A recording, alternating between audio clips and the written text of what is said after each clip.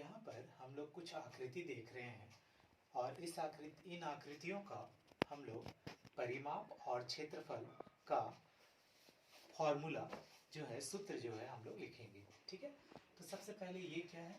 ये है त्रिभुज। ठीक है, ये है आयत, ये है वर्ग, ये है वृत्त और ये है अर्धवृत्त। अर्धवृत्त। तो सबसे पहले यहां देखेंगे कि परिमाप है ना। परिमाप, त्रिभुज का परिमाप क्या होता है? अगर त्रिभुज के ये जो भुजा है, 3 भुजा होता है त्रिभुज का, तो त्रिभुज का भुजा को अगर हम लोग एक को ए मान ले, दूसरे को बी और तीसरे को सी, तो इसका जो परिमाप होगा वो होगा ए जोड़ बी जोड़ सी। मतलब किसी भी तरह का त्रिभुज हो, वो त्रिभुज का तो हम लोग जानते हैं कि त्रिभुज विभिन्न प्रकार के होते हैं। तो हर प्रकार के त्रिभुज, जितने भी प्रकार के त्रिभुज हो, उन सारे त्रिभुज का अगर हम लोग परिमाप निकालना चाहेंगे तो वो हमेशा होगा ए जोड़ बी जोड़ सी, मतलब तीनों भुजाओं का योग। ठीक है, अब आते हैं आयत पे। आयत का परिमाप क्या होगा? तो आयत में दो चीज होता है। एक होता है लेंथ, जिसको हम लोग लंबाई बोलते हैं, लेंथ, और एक होता है ब्रेड्थ, जो कि हम लोग का चौड़ाई होता है। ठीक है, तो दो लेंथ होते हैं और दो ब्रेड्थ होते हैं आयत में, है ना, दो लंबाई दो चौड़ाई। तो इसमें अगर देखा जाए तो आयत का जो परिमाप होता है ना, उसको इंग्लिश में पेरीमीटर हम लोग बोलते हैं। तो ये होता है 2 गुने एल, मतलब लंबाई जोड़ चौड़ाई। ठीक है, 2 गुने लंबाई जोड़ चौड़ाई, ये हो गया आयत। वर्ग देखते हैं, तो वर्ग का अगर एक भुजा को हम लोग ए माने तो वो तो सारा भुजा ए ही होगा, क्योंकि वर्ग का तो सारा भुजा आपस में बराबर होता है। ठीक है, तो वर्ग का जो परिमाप होगा वो होगा 4 गुने भुजा।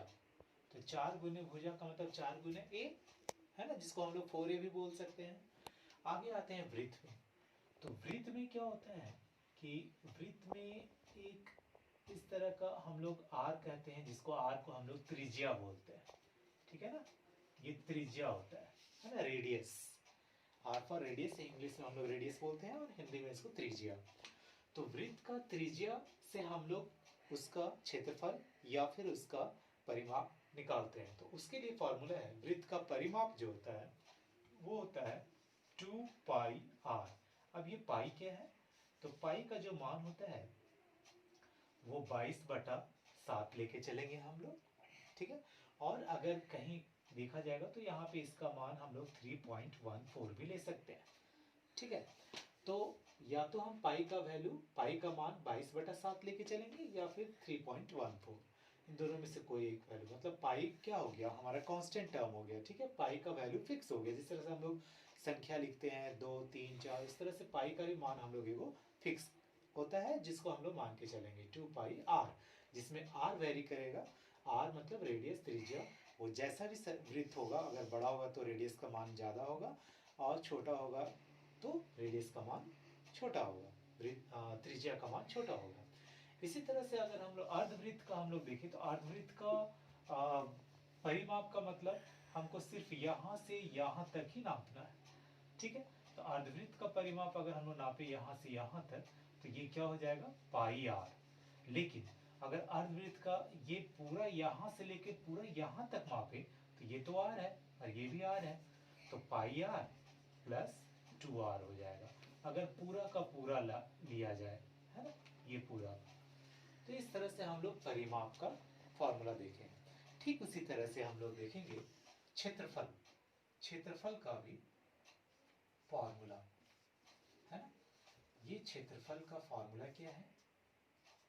तो ये जितने भी फॉर्मूला है, ये हम लोगों को जितना भी सूत्र दिया हुआ है ये सब हम लोगों को याद रखना है, ताकि हम लोग को आगे प्रश्न जब हम लोग हल करेंगे, है ना, तो हम लोगों को किसी भी तरह का कोई परेशानी ना आए। ठीक है, क्षेत्रफल देखते हैं।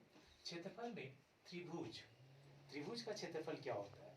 तो त्रिभुज का क्षेत्रफल के लिए हमको एक आधार मानते हैं। किसी भी साइड को अगर हम आधार मानते हैं तो दूसरे ये शीर्ष है वर्टेक्स, और इस शीर्ष से यहाँ पे एक लंबवत खींचना पड़ता है परपेंडिकुलर खींचते हैं। तो ये जो होता है ये इसका किसी भी त्रिभुज का हाइट कहलाता है, एच, है ना। एच मीन्स हाइट, मीन्स ऊंचाई। तो ये आधार हो जाएगा और ये ऊंचाई हो जाएगा। बेस आधार हो गया और एच मतलब ऊंचाई, ठीक है। तो त्रिभुज का जो क्षेत्रफल होता है 1/2 गुने आधार गुने ऊंचाई, half into B into H, है ना। Half into base into height, है ना। आधार गुने ऊंचाई। तो ये हो गया किसी भी त्रिभुज का क्षेत्रफल। आगे चलते हैं कि आयत में, तो आयत में हम लोग जो होता है लंबाई गुने चौड़ाई, ये हो गया क्षेत्रफल आयत का। वर्ग का क्षेत्रफल देखें तो भुजा का स्क्वायर, जो भुजा होगा उसका स्क्वायर। स्क्वायर का मतलब क्या हुआ? स्क्वायर का मतलब हो गया ए गुने ए, मतलब भुजा गुने भुजा, ठीक है, भुजा का स्क्वायर। वृत्त का होता है क्षेत्रफल पाई आर स्क्वायर, ठीक है।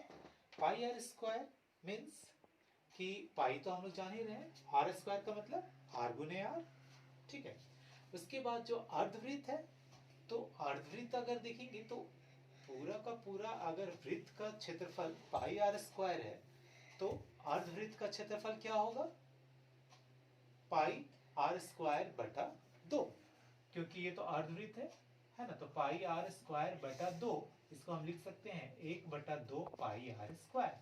तो इस तरह से हम लोग क्षेत्रफल और परिमाप का जो सूत्र है, फॉर्मूला है, इसे हम लोग याद करेंगे और आगे जो सवाल होगा अध्याय में, ठीक है, प्रश्नावली में, उसको हम लोग बनाने